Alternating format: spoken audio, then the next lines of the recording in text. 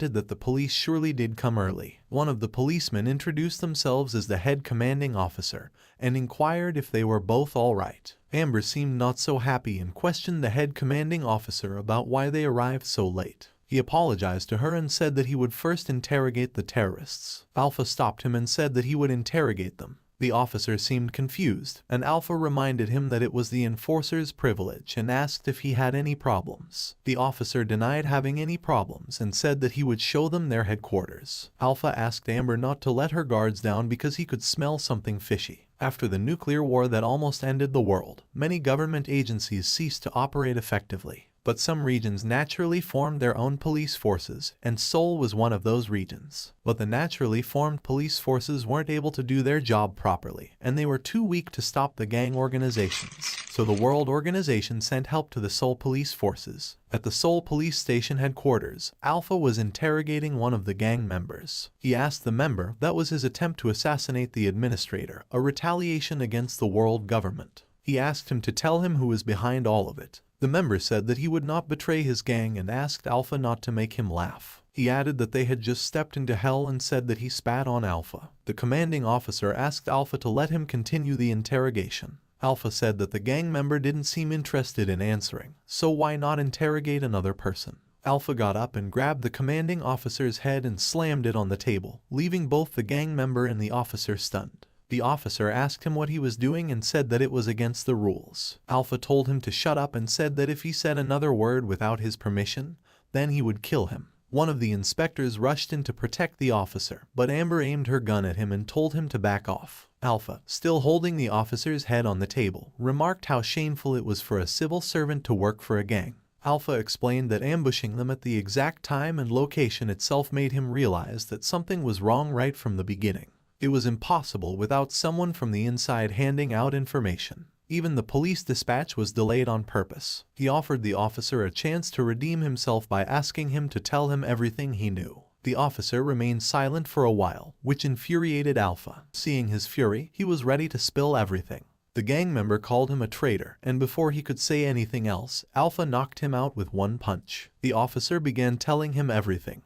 After the interrogation ended, Amber asked him if every enforcer was like him, but Alpha was lost in his thoughts. He was thinking about the information the officer had spilled. The officer had confessed that the mastermind was Sergeant Gangcheol, a gang that was organized like an enterprise, but the scale was quite considerable, and the police were aiding them. Amber could not believe it when he told her the entire thing. There was plenty of evidence proving that they caused the havoc, but she and Alpha could not do anything. Alpha explained that it was they who brought order for all those years after the war, and they were in their territory. Everyone there was controlled by them, and the stations there were optimized for their control. Alpha was furious that those parasites still existed. While sharing more, Amber confessed how she was always judgmental of herself, but Alpha reassured her that the reason she, out of everyone, was chosen was because she was better than the rest. He warned her that those men would come again a second time, and they needed to be ready. Amber was anxious since they could not even trust the police. Alpha, acting like the main character, assured her that she needed not worry as he was there. Meanwhile, Han had summoned the dangerous-looking man and other powerful people from all around Seoul. They were called Team 3 Special Agent 5. The dangerous-looking man asked Han if he was sure that the matter was important enough that he had to assemble all of them together. Han informed them that there was a chance that the gas mask man was an enforcer. The people in the room were shocked and stunned by this news. There were 4 men and a girl, making them a team of 5. Han explained that the world government had the tendency to wipe out any gang while they were going to build the dome.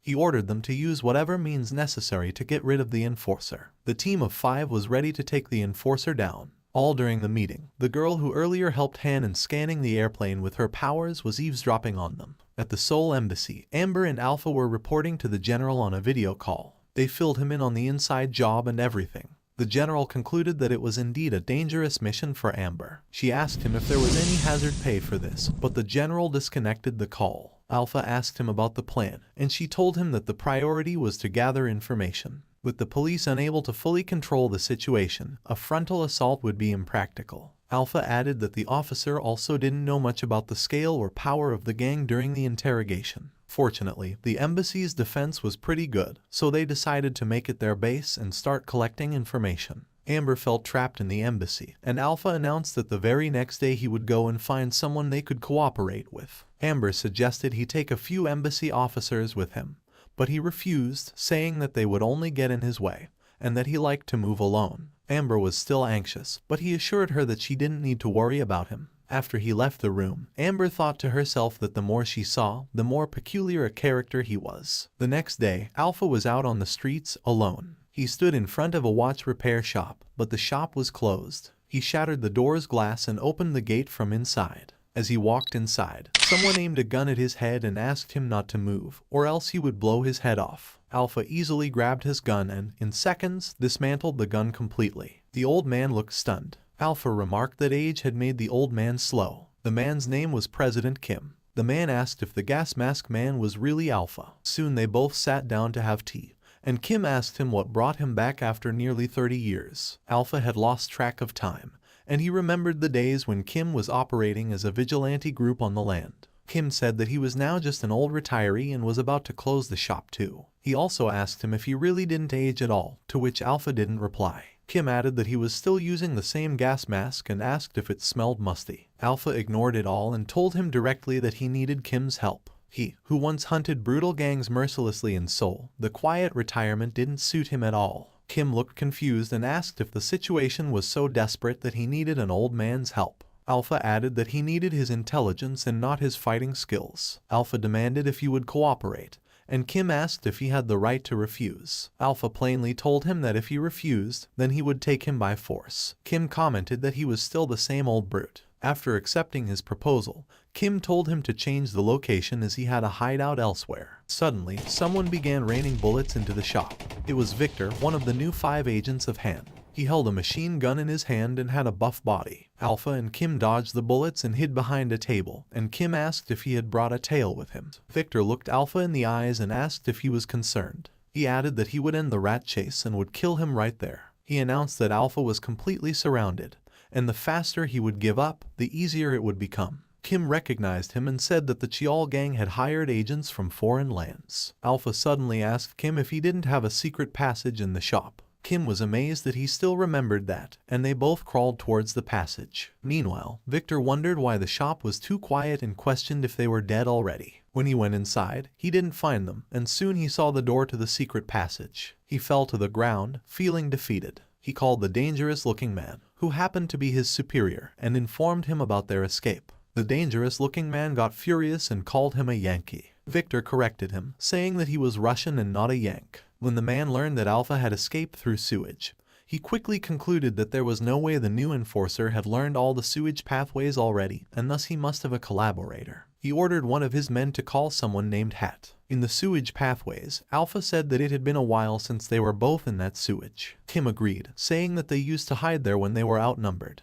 The maze-like structure made it easy to lose them. People who didn't have a map could not even enter the place. They reached a point where there were 2 ways in front of them, and Kim could not remember which way was the right one. Alpha easily remembered the right path, and Kim remarked that he was indeed getting old. Kim added that it was not just about the age. He also realized that Alpha somehow knew the structure of the place, like it was in the back of his hand, like he knew the place even before he knew him. Kim, with a confused look on his face, asked Alpha just how old he was. Alpha again did not reply. Alpha suddenly sensed something and asked Kim to stop. He said that he heard multiple footsteps coming towards them. Kim questioned how they tracked them there and said that they had nowhere to hide. Alpha seemed lost in his thoughts, and soon the men caught up to them. They began shooting as soon as they saw Alpha's glowing red gas mask in the dark. Multiple bullets hit Alpha, but he didn't fall. He quickly took down most of the men using his shotgun. One of the men asked him why he would not die even after getting shot. Alpha killed each man, and then they both kept walking casually. Kim called him a madman, and they decided to flee before they sent more men.